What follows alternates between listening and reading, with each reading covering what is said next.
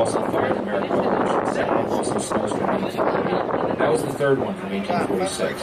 When you saw that cross, it was 281 feet above street level. I'm sure to imagine that was the highest point of New York City by far. Because the rest of the city was only 5 stories. Look at the South Street Seaport. This was the old British port. Yeah, by the way, they renamed it New York, not for the city of New York, for the Duke of York. He had dominion over it. That's their old seaport. You can see the old the buildings by there from the early 19th century, just past the highway. And we have historic ships like the Waver Tree. Now the buildings are all basically 5 stories. That's how big the whole city was. We didn't know how to build bigger.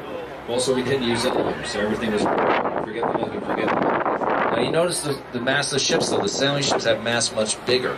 In fact, we used to call them mass skyscrapers. When we built the ships, we called them skyscraper buildings after the ships. But the first thing we built taller than the ships is not buildings, but the towers of this bridge we're going under now, and this is the Brooklyn Bridge.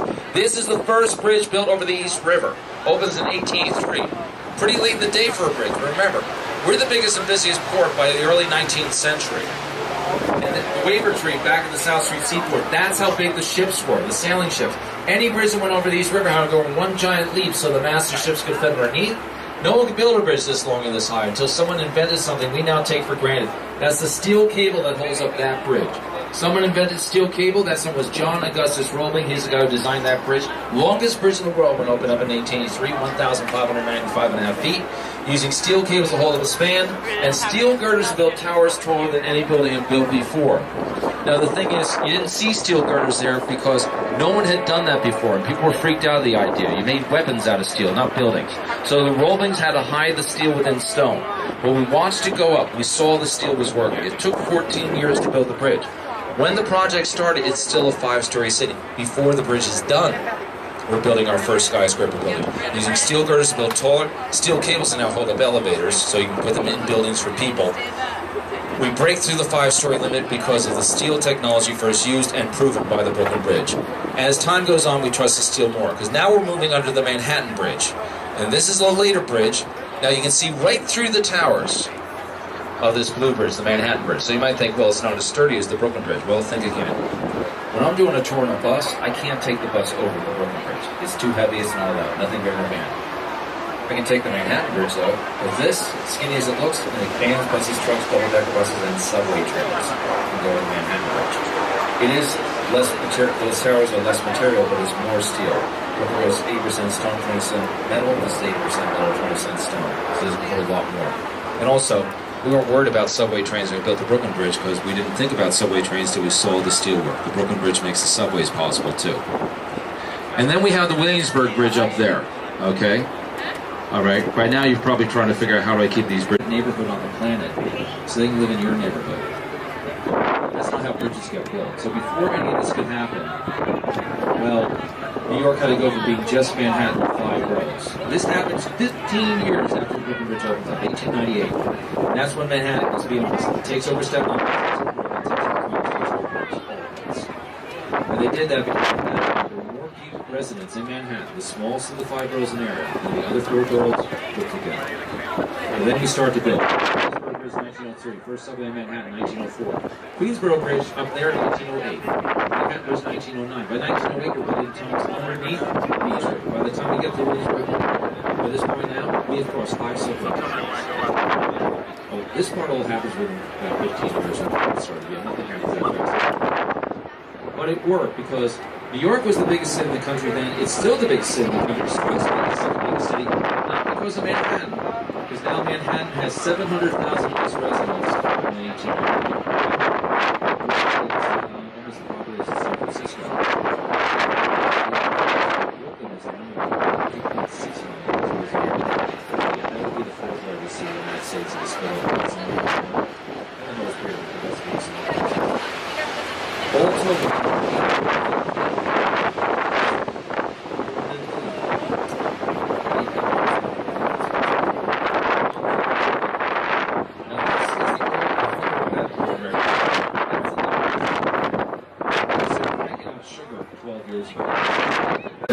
Now this is the Queensboro Bridge from 1908, but what you call a bridge is often changes from side to side. People in Manhattan like to call it the 59th Street Bridge does, over there.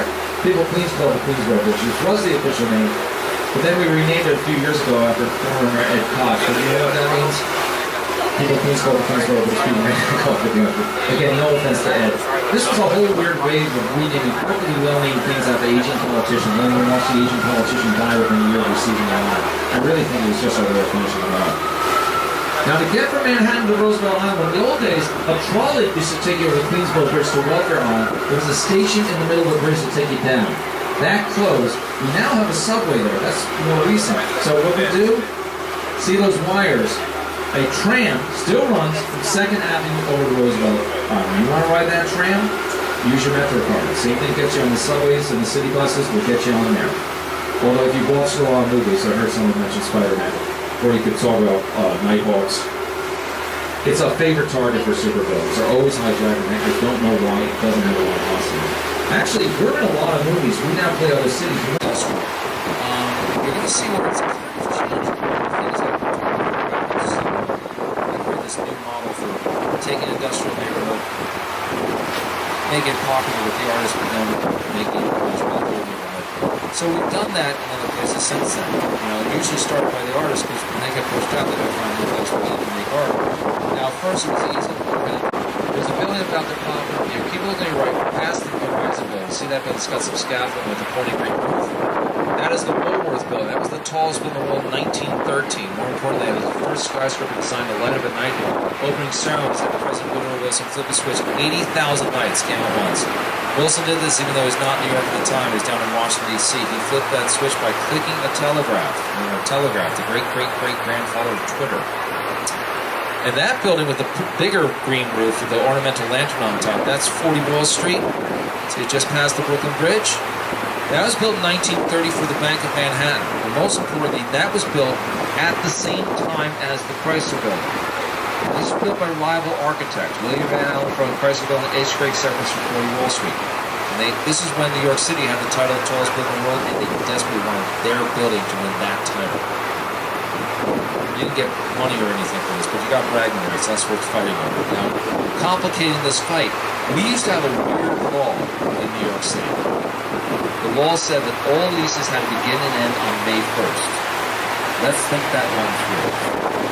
We used to call May 1st moving day. It was the only day in the calendar that you could move to another day. Just who millions of other New Yorkers told me about last week. This is a stupid law. It was still the law in 1930. It was the law. So they had a deadline. That couldn't change. But it's the building. It could change and it did. We're trying to pick these up. Clean out like groceries. Now the day comes, May 1st, 1930. The price of buildings was the 40 Wall Street for about ornamental lantern. That made their building 2 foot taller than the Chrysler building. The Chrysler building they saw was we saw had a big spike on it. They're hiding the spike of the Chrysler building inside the Chrysler building, inside the elevator shaft. The Smiths saw 40 Wall Street was finished for an hour and a half. They covered through the Chrysler building, caught that spike off on top of the place, and thus became the tallest building in the world.